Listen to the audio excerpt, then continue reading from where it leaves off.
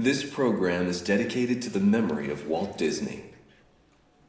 In 1971, his love for America inspired the creation of the Hall of Presidents, a place to celebrate the optimism and goodwill he saw at the heart of the American story. Walt's vision was to honor the nation by honoring the American presidency.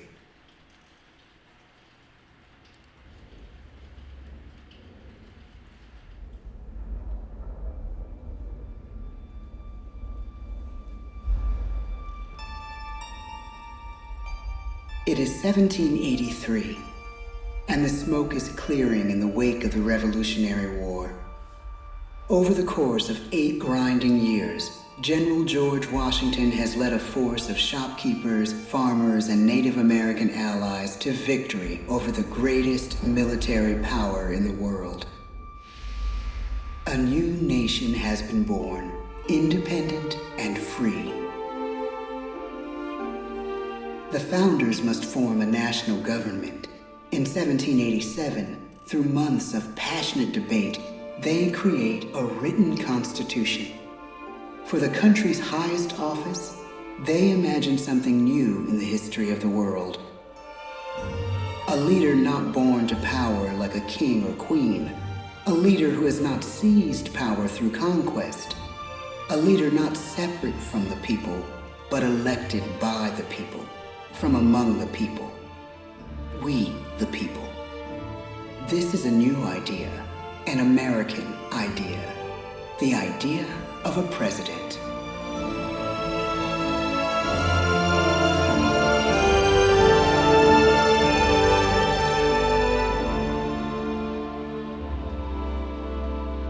The people don't know exactly what a president will be, but there is little doubt who it will be. George Washington's stature and bearing have marked him as a leader. His integrity has made him a great one. Washington knows that many generals who have led successful revolutions make themselves dictators or kings. Instead, he steps down from power and retires to his home, Mount Vernon. The world takes note, and George Washington becomes the symbol of American ideals. In the first presidential election, it's Washington by a landslide. The only doubt seems to be his own. He writes, "Integrity and firmness is all I can promise. Integrity and firmness is exactly what we need." Everything he does as president will set a model for his successors. His final act may be the most important of all. After 2 terms, with no term limit in the Constitution and amid overwhelming support to stay in office, he steps down once again and hands power back to the people. He wants us to speak, to elect a new president. During the early years of the Republic, we choose leaders as different as Thomas Jefferson, John Adams, and Andrew Jackson. Elections are often bitter. Each president stands at that fiery intersection where personal character meets the challenges of the times. Some call the presidency a glorious burden. Jefferson calls it a splendid misery. We, the people, must choose well. We elect 15 presidents before the course of history brings us to the edge of a crisis like no other. A nation born of freedom still permits slavery. As the country pushes west, will new states be slave or free? The question produces bitter conflict. The issue rocks the election of 1860 and brings Abraham Lincoln onto the national stage. The tall, lanky, some say uncouth candidate from Illinois is a master of words at a time when speeches are printed in full for people to read. A house divided against itself cannot stand, he has said. With Lincoln's election, the House does indeed divide. Civil War. 11 states secede from the Union. The war becomes a defining passage in the American story. The president's own inner strength and depth of character changed the course of history. Lincoln had come up the hard way on the American frontier, desperately poor, with less than a year of formal schooling.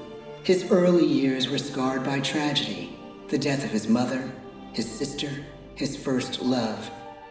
He struggles with depression, but never loses his determination to rise above it. He once said he's driven by a desire to leave the world a little better place for having lived in it.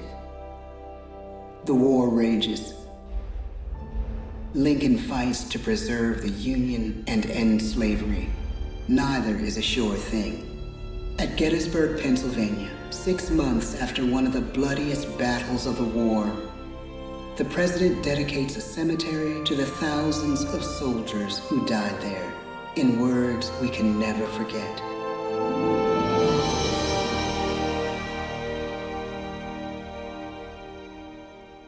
"Fourscore and 7 years ago, our fathers brought forth on this continent a new nation, conceived in liberty and dedicated to the proposition that all men are created equal. Now we are engaged in a great civil war, testing whether that nation or any nation, so conceived and so dedicated, can long endure. We are met on a great battlefield of that war. We have come to dedicate a portion of that field as a final resting place for those who here gave their lives, that that nation might live. It is altogether fitting and proper that we should do this. But in a larger sense, we cannot dedicate, we cannot consecrate, we cannot hallow this ground. The brave men, living and dead, who struggled here, have consecrated it far above our poor power to add or detract. The world will little note, nor long remember what we say here, but it can never forget what they did here. It is for us, the living, rather, to be dedicated here to the unfinished work which they who fought here have thus far so nobly advanced. It is rather for us to be here dedicated to the great task remaining before us, that from these honored dead we take increased devotion to that cause for which they gave the last full measure of devotion. That we here highly resolve that these dead shall not have died in vain, that this nation, under God, shall have a new birth of freedom, and the government of the people, by the people, for the people, shall not perish from the earth. The blood of over 500,000 Americans is spilled in this Civil War. President Lincoln's enduring hope is to give true meaning to the sacrifices of so many, to lead us to that new birth of freedom. With the end of the war and the end of slavery, a new birth truly begins. As we roll toward the 20th century, settlers roll west on wagon wheels and railroads connect the nation coast to coast. Millions of immigrants pour in from Europe and Asia. Population doubles. Our economy triples. Our standing among nations rises. We need presidents who can lead both at home and abroad. At the same time, a young Theodore Roosevelt is retreating from New York politics and personal tragedy. The death of his wife and his mother on the same day in the same house. In the Badlands of North Dakota, he rethinks his life and the life of his country. He returns stronger in body and spirit. His renewed energy is just what his country needs.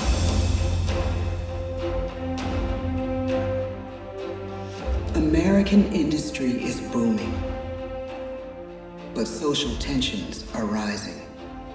A progressive movement is bubbling up, pushing for change, and change is needed. in the working and living conditions in cities. The gap widens between rich and poor. The demand for change grows stronger. Teddy Roosevelt is a knight on a crusade. He speaks with force and vitality in clear terms that make colorful headlines at a time when mass-market newspapers have become the new media. To define his foreign policy, he borrows a phrase from an African proverb: speak softly and carry a big stick. But his greatest accomplishments are made at home. He breaks up giant monopolies, protects workers' rights, and calls for a square deal for all Americans, rich and poor, capitalist and wage earner. And a square deal for every man and every woman in the United States. He calls on America to be as great as the natural grandeur of its lands.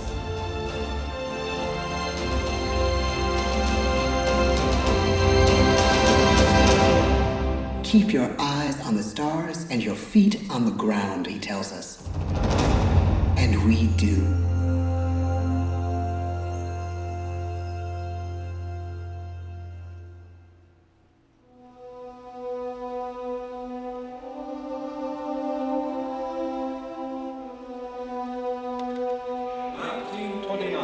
The bottom fell out of the market. 12 million unemployed. The breadlines and the super. The results of the 1932 election now appear. When we elect our 32nd president, it is the worst of times. The course of history and the course of one president's life again shape a turning point in our national destiny. Franklin D. Roosevelt, paralyzed by polio, knows how to restore the faith of a people paralyzed by the Great Depression. I believe in practical explanation and in practical policy. He has found the inner strength his countrymen now need. He speaks to us like a friend, a neighbor. His optimism is contagious, his voice perfect for the latest breakthrough medium, radio. He calls us to believe we have nothing to fear but fear itself. And we do believe. Tonight's attacks on England are perhaps the most widespread of the war in the course of the day. But an even greater challenge dominates his final years in office. The Second World War.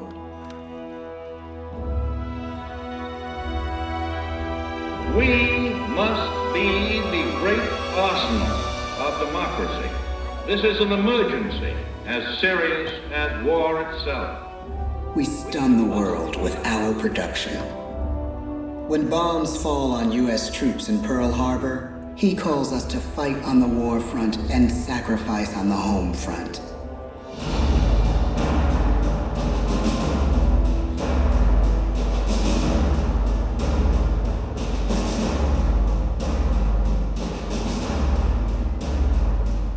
The harder the sacrifice, the more glorious the triumph.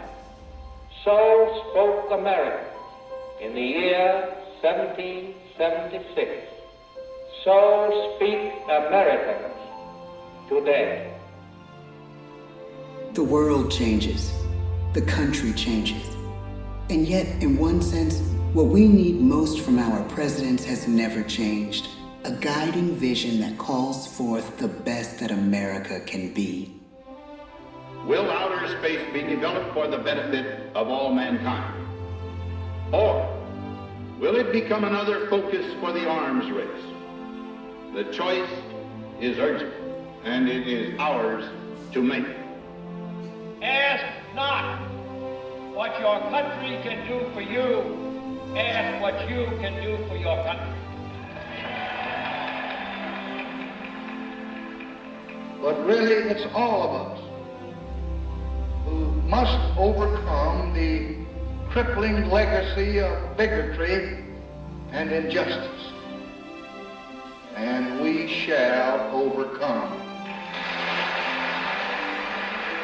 One of the agreements that President Sadat and Prime Minister Begin are signing tonight is entitled A Framework for Peace in the Middle East. Mr. Gorbachev, tear down this wall. You have lost too much, but you have certainly not lost America. I can hear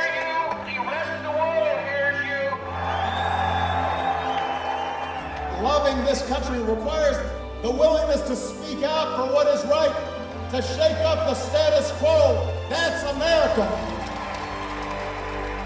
Our presidency is no longer just an idea. It is an idea with a proud history. Ladies and gentlemen, the presidents of the United States of America.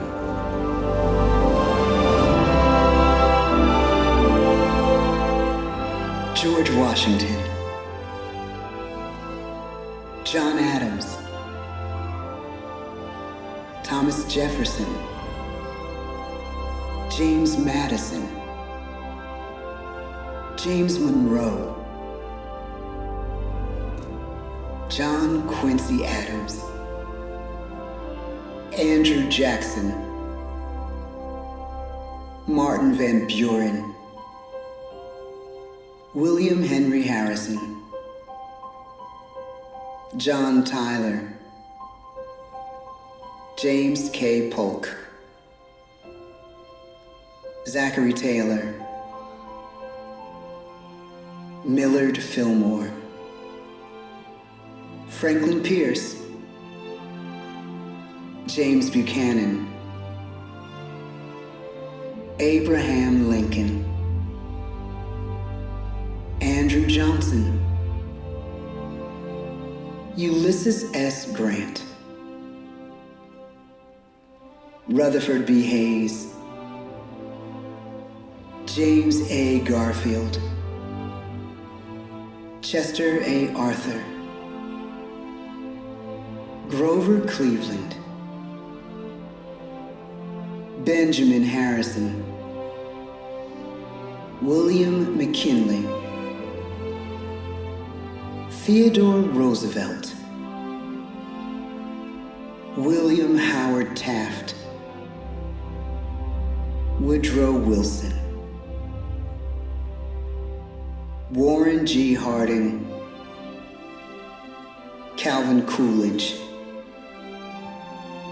Herbert Hoover, Franklin D. Roosevelt,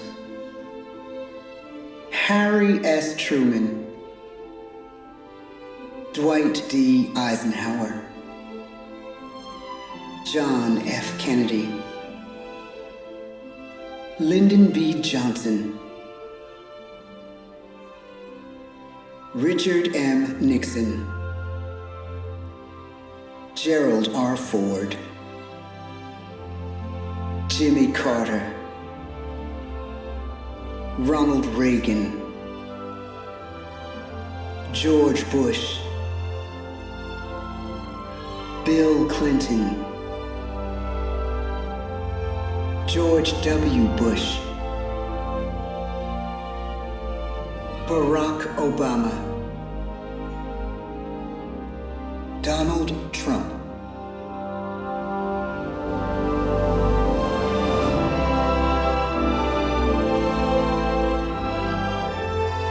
And now we come to the present.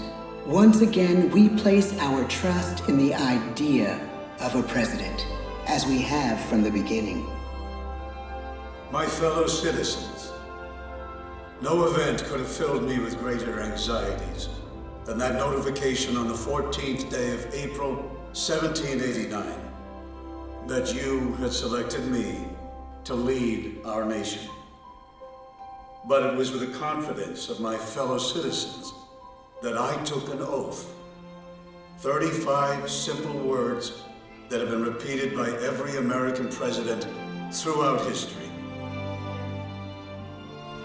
I, Joseph Robinette Biden Jr., do solemnly swear that I will faithfully execute the office of President of the United States, and I will, to the best of my ability, preserve, protect, and defend the Constitution of the United States. So help me God. The presidency of the United States is a role unique in the world, an office entrusted to each president by us, we the people. Therein lies the genius of that new idea, now over 200 years old. A new idea our presidents have turned into a great American idea again and again.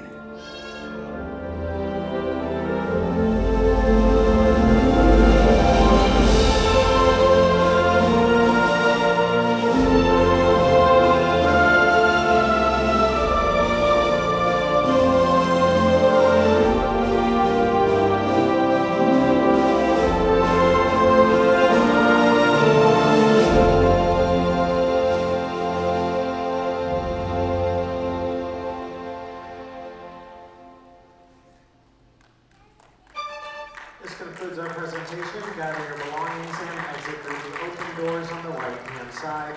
Thank you for joining us, and we hope you have an excellent rest of your day here at the Magic Kingdom.